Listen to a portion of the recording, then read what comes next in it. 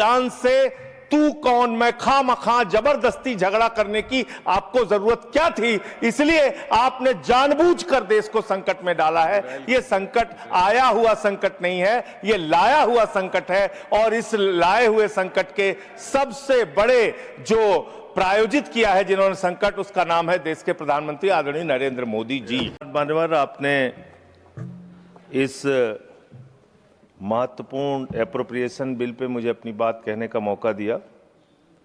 मान्यवर, इस पूरे बिल को देखने के बाद जो डिमांड्स है माननीय मंत्री जी की, उसमें जो मौजूदा परिस्थितियां हैं उसके लिए 57,000 करोड़ रुपए की मांग उन्होंने सदन से की है मंजूरी के लिए। मान्यवर, अभी जब नेता सदन बोल रहे थे तो उन्होंने कहा कि ये जो संकट है, विपत्ति का काल है, इस काल में विपक्ष हमारा साथ नहीं दे रहा है। ये विपत्ति आ पड़ी है, आई हुई विपत्ति है, इसमें तो सबको साथ देना चाहिए। लेकिन मैं आपके माध्यम से सरकार से पूछना चाहता हूं, यह विपत्ति आई हुई कैसे है? मान्यवर, यह विपत्ति लाई हुई विपत्ति है। यह लाई गई समस्या है, यह लाया हुआ संकट है, आया हुआ संकट नहीं मान्यवर। तो यह लाया हुआ संकट कैसे है?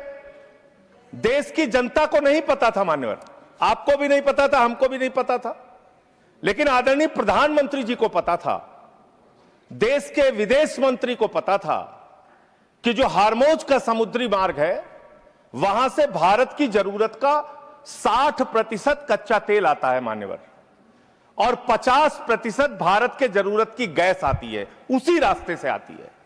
यह बात नरेंद्र मोदी जी को, आदरणीय प्रधानमंत्री जी को पता थी।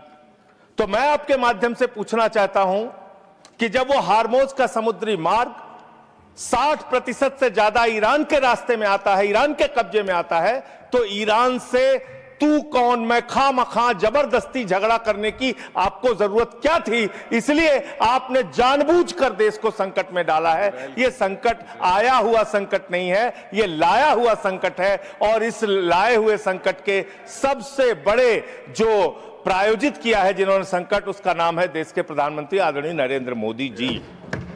मान्यवर, यह बात देश की जनता को पता होनी चाहिए। दूसरी बात मान्यवर, आपका परंपरागत मित्र है ईरान, और खुद प्रधानमंत्री ने माना है। प्रधानमंत्री जी जब गए थे ईरान की यात्रा में, उन्होंने कहा भारत और ईरान की दोस्ती इतिहास से भी पुरानी है। ये प्रधानमंत्री के वक्तव्य हैं। उन्होंने खामेनेई जी को कुरान की पांडुलिपि भेंट की थी 7वीं शताब्दी की मान्यवर।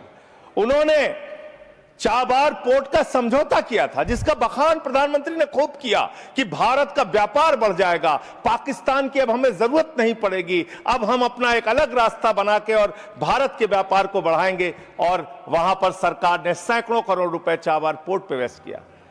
2019 तक भारत को ईरान से सस्ता तेल मिलता था, रुपए में तेल मिलता था, गैस मिलती थी, हमारा मित्रतापूर्ण संबंध था उनसे। लेकिन भारत के प्रधानमंत्री खामेनेई की मौत पे खामोश रहते हैं। 160 स्कूली बच्चे मार दिए जाते हैं, खामोश रहते हैं। और इतना ही नहीं मान्यवर, ईरानी नौसेना को हमने अपने युद्धाभ्यास में बुलाया, और जब वो नौसेना का जहाज वापस जा रहा था, 100 नौसैनिक मार दिए गए ईरान के, अमेरिका के द्वारा। प्रधानमंत्री खामोश। हमारे मेहमान मारे गए, एक शोक संवेदना के शब्द हमने नहीं बोले। तो ये संकट भारत के ऊपर आपने लाया है, ये आया हुआ संकट नहीं है, मैं फिर से स्पष्ट करना चाहता हूं। दूसरी बात मान्यवर, दूसरी बात, आपने जो तेल और जो ऐसे समय में 60 रुपए घरेलू गैस का दाम और 115 रुपए कमर्शियल सिलेंडर का दाम आपने बढ़ाने का काम किया। तो पूरे देश में एक हाहाकार की स्थिति है। इसको नियंत्रित करने के लिए झूठ बोलने के बजाय सच्चाई को स्वीकार कीजिए। और आज जो कहा गया कि हार्मोज समुद्री मार्ग खुल गया है, गलत जानकारी सदन को नहीं देनी चाहिए। हार्मोज समुद्री मार्ग से मात्र 2 जहाज आपके आए हैं, 22 जहाज अभी भी आपके रुके हैं। मैं शुभकामनाएं देता हूं कि आप वार्ता करके उस समस्या का समाधान कराइए। अभी है मान्यवर समय है। मान्यवर, 2 मिनट में आपसे और लूंगा। मान्यवर, दूसरा विषय, मैं आपके माध्यम से सरकार से अनुरोध करना चाहता हूं, हमारी सेना बहादुरी से देश की सुरक्षा के लिए लड़ती है और उसके साथ साथ सेंट्रल आर्म्ड पुलिस फोर्स के लोग, जो हमारे केंद्रीय सुरक्षा बल के लोग हैं, वो भी लड़ते हैं, वो भी देश के लिए अपनी कुर्बानी देते हैं। पुलवामा में 40 जवानों ने अपनी शहादत दी। मान्यवर, पुलवामा में 40 जवानों ने अपनी शहादत दी और जो उनका काडर सिस्टम है, यूपीएससी के थ्रू उनकी भर्ती होती है। मैं बस 1 मिनट आपसे लूंगा, बस सर, आधा मिनट, वो खत्म करूंगा, 1 मिनट में खत्म करूंगा सर। मान्यवर, जो यूपीएससी के थ्रू उनकी भर्ती होती है, उसके बावजूद उनके प्रमोशन में उनके साथ नाइंसाफी की जाती है। सुप्रीम कोर्ट तक से वो जीत चुके हैं, लेकिन बार बार उनके साथ नाइंसाफी हो रही है। और 1 मिनट में अपनी बात कह के खत्म करूंगा सर। जो प्रमोशन का सिस्टम है उनके साथ, जो अन्याय उनको झेलना पड़ रहा है, वो एक असिस्टेंट, एक डिप्टी कमांडेंट को जो सीआरपीएफ में है, 18 साल में, बस खत्म कर रहा हूं सर, विषय नहीं है ना, 1 मिनट में खत्म कर रहा हूं सर। उसी के लिए डिमांड में चाहता हूं, सरकार के सामने एक प्रस्ताव मेरा। 18 वर्षों में एक प्रमोशन मिलता है सीआरपीएफ के डिप्टी कमांडेंट को और असिस्टेंट कमांडेंट को 15 वर्ष में एक प्रमोशन मिलता है। यही हाल बीएसएफ का है। लेकिन जो आईपीएस बैच के अधिकारी हैं, उनको 4-4 प्रमोशंस मिलते हैं। हमें आईपीएस के प्रमोशन से परेशानी नहीं है, लेकिन बीएसएफ में, सर खत्म कर रहा हूं सर, 30 सेकंड में खत्म कर रहा हूं सर, खत्म कर रहा हूं 30 सेकंड में सर।